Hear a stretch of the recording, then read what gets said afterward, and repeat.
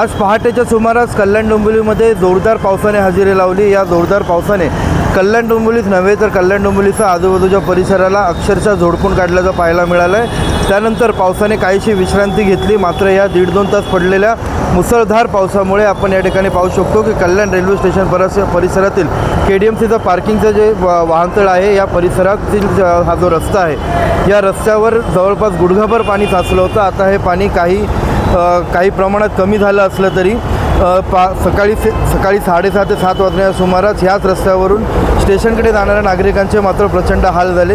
रिक्षा चालक वाहन चालकांचे देखील प्रचंड हाल झाले।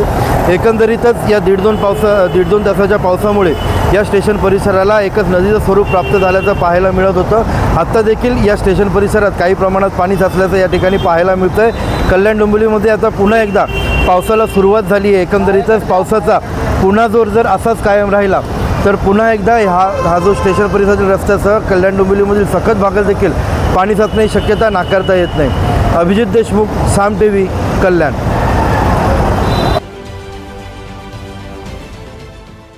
देश विदेशातील प्रत्येक घडामोडींचे लाईव्ह अपडेट मिळवण्यासाठी आता साम टीव्हीच्या सर्व सोशल मीडिया प्लॅटफॉर्मला लाईक, फॉलो आणि सबस्क्राईब करा।